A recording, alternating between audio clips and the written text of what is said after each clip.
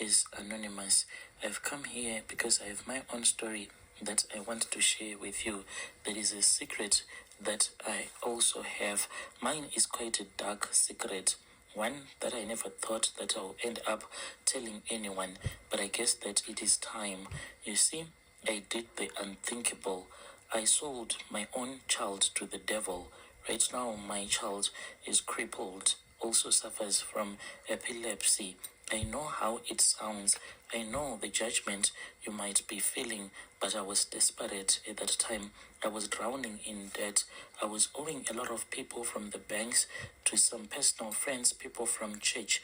What I used to do is that I would borrow money from one bank and I would pay the loan that I would have taken earlier on from the other bank until all the banks started stopping giving me loans. Then I started going around to my relatives and I would be doing the same thing until I got the nerves to even approach the pastor, borrowing and borrowing. And when it came time for me to pay back, life was really difficult. And at that time, I did not even know what to do. I was watching my life as it was falling apart. I did not think that I had a choice at all. I then made a deal that haunts me each and every single day. Now I am left to pay a price that no amount of money can ever settle.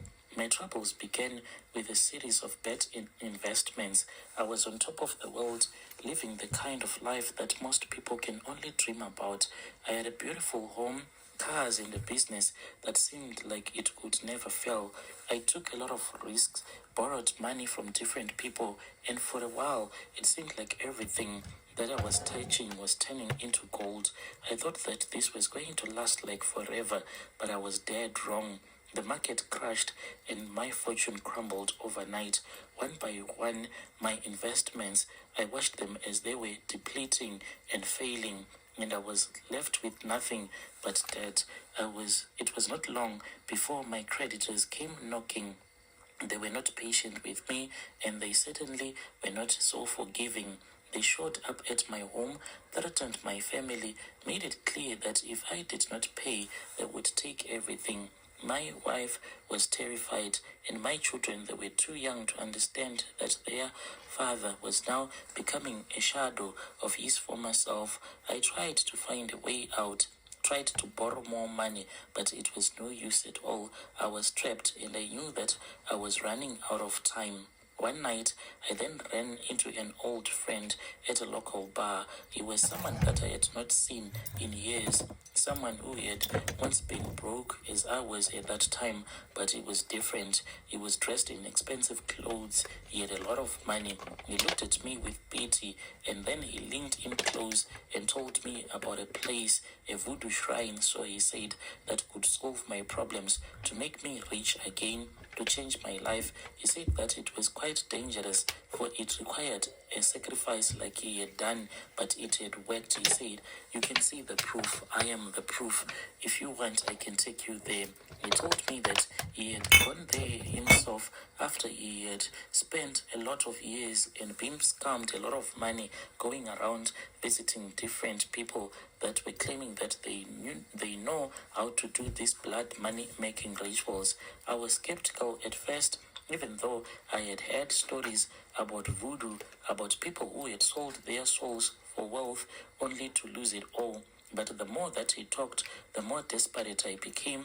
I was running out of options, and the idea of having everything back, of being able to provide for my family again, was too tempting for me to resist. He warned me about the cost, but I was already drowning. I did not care. I just needed a way out. So we then went to the shrine. When we went to the shrine, it was in a very remote village, miles away from the city. We had to drive for hours down dusty roads through thick forests that seemed It's always deep in the bush in a dirty, old, dirty shrine. to close in around me. By the time that we arrived, the sun was already setting. And then when we got to the place, indeed I saw that I had finally arrived. The place, it was horrible and horrifying. I saw skeletons as we were driving into that bushy area where he told me that there was the shrine as well as the compound of the man who was going to assist me. The shrine itself was small, but there were a lot of houses, because when you go there, he wants you to spend a couple of days while he is strengthening you. There were other people there, and the food that we were eating, it was the food that belonged to that man, a very kind man. The priest who greeted us was an old man, and when he looked at me, I could tell that he knew the reason as to why I was there. He already knew. The priest then led me inside in one of the mud huts, and he then made me to sit onto the floor. He began to speak in a low voice, telling me about the gods, the spirits, about the power that they held. He told me that this shrine, it serves this other goddess of money. And if I was going to accept the goddess of money into my life, then she was going to give me money. She would allow me to nestle from her breast, for out of her breast, he said that only money comes out, not milk. And I was so excited. He then showed me the goddess. It was just a voodoo idol, and he made me to suck upon the breast of that wooden doll. So I did. After that, that was when I was taken into another small room at the back of the shrine. When I got in there, then he started chanting, and he started telling me if I was ready for the sacrifice. I told him that yes, indeed, I was ready for the sacrifice, and he asked me how many kids I had. I told him that I had 3 children, each one of them precious to me, but he said that the goddess wanted something that was pure, something that will carry my own bloodline, not the girls. People, ladies, if you ever find a man with a mindset like this, you need to run. Not only will he lead you down a pit of hell, but any children you bring forth for a man with this mindset, you must know that man is going to eat the children up himself or give them to the devil. A man like this is not a man. This is a tail. This is a tail of a donkey that you need to keep away from. Anytime you meet a man with this type of mindset, you need to run for the hills. This is not a man. This is a donkey. Not just a donkey neither, but the tail of a donkey. Not even the head of the donkey. This man is the tail of a donkey. Let's continue listening. So it wanted my own son. I chose my youngest, a little boy who was barely 2 years old at that time. He was innocent, but I told myself that I did not have any choice, that I was doing this for my family, for their future. The priest then took a small knife and made a cut on the palm of my... And one thing I would like God to expose these type of men to women like myself, so we could deal with them before we hand them over to the police, before we hand them over to justice. Let us know so we could deal with them ourselves, because these is tails. These is not men that you respect. With a brain like this is a donkey tail.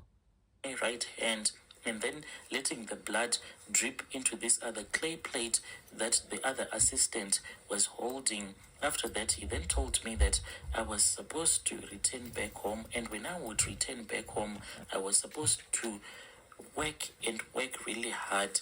I said, why am I supposed to work really hard when I have just made money-making rituals? He said, you fool, don't you know that you can only make money after your son has died? Go and find some money and prepare for your son's funeral. I returned back home, and I was really sad.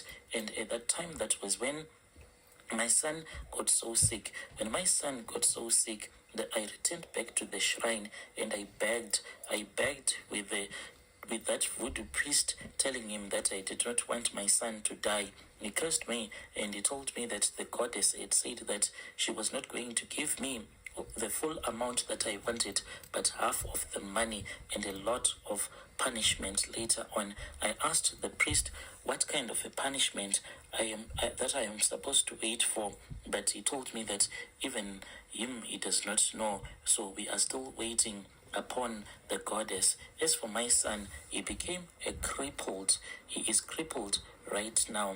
Me and my wife, we are both way too busy for us to mind him, so we had to find help, someone who can assist him. This is my own confession. If you post my story, I'll be glad. I'll be following in the comment section. You see how stupid this man is?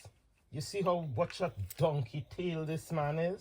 This man take his perfect son that God blessed him with a perfect child. This man gone and traveled deep in the bush in the jungle, gone to a dirty shrine of a witch doctor, done a ritual that changed the destiny of your normal child into a paralyzed child. Who does that? What type of man makes these kind of decisions? What type of man would do this to the bloodline, Lord? What type of man will do this to their bloodline? What kind of people are these? These type of people is people I don't want close to me.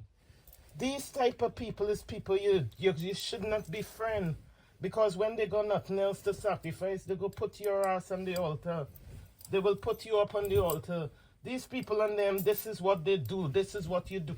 When you're with a ritualist, these are the things you need to expect. Your very good, normal, healthy baby just turns paralyzed the next day. Just gets epilepsy fit from nowhere. Is because there is a witch in your surrounding. There is a wizard in your surrounding. There is somebody evil in your surrounding. People, stay alert in this season. Stay alert in this season.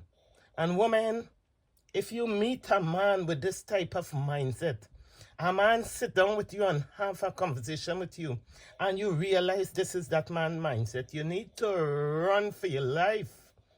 Don't sit down and make children for these ritualists. Because a ritualist, having a child with a ritualist, remember I told you all, I was with an ex-wizard, an ex-ritualist myself. Having a child with a ritualist is not an easy thing. You have to be constantly on the lookout. You got to be constantly praying and covering your children in the name of God. Because these ritualists and them, they have no mercy.